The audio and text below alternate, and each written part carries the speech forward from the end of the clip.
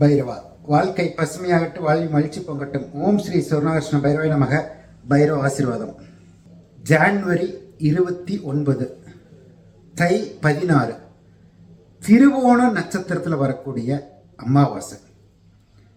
திருவோணம் அப்படின்னாவே ஒவ்வொரு பெண்களுக்கும் தாலி பாக்கியமாக கருதக்கூடிய திருவோண நட்சத்திரத்தில் வரக்கூடிய அமாவாசை ரொம்ப சிறப்பு.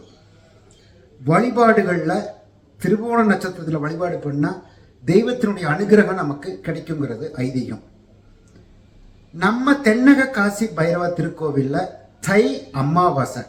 இந்த தை அமாவாசைங்கிறது ஈர்ப்புத்தன்மை ஜாஸ்தி. திருவோண நட்சத்திரத்திலே வர்றது ரொம்ப விசேஷமே.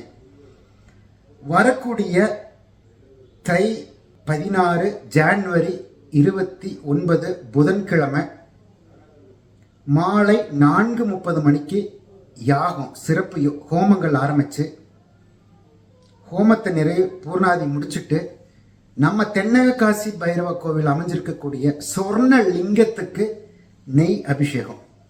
சொர்ண லிங்கத்துக்கு நெய் அபிஷேகம்.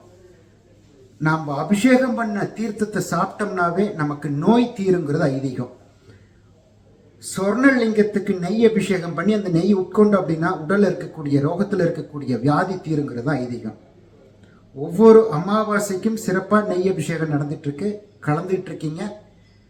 கண்டிப்பாக வரக்கூடிய தை 16 ஜான்வரி 29 நடக்கக்கூடிய இந்த அமாவாசை நெய் அபிஷேகத்தில் கலந்து பைரவருடைய அருள் கிடைக்கும்னு பிரார்த்தனை பண்ணிக்கிறேன். மறுபடியும் சொல்கிறேன், திருவோண நட்சத்திரத்தில் வரக்கூடிய அமாவாசைங்கிறது ரொம்ப சிறப்பு. பெண்கள் வழிபாடு பண்ணுறது ரொம்ப உத்தமம், ரொம்ப ராசி கொடுக்கக்கூடியதுதான். கண்டிப்பாக இந்த அமாவாசையில் பைரவருடைய அருள் கிடைக்கணும் பிரார்த்தனை பண்ணிக்கிறேன். ஓம் ஸ்ரீ சொர்ணகிருஷ்ண பைரவாய் நமக. பைரவ ஆசீர்வாதம்.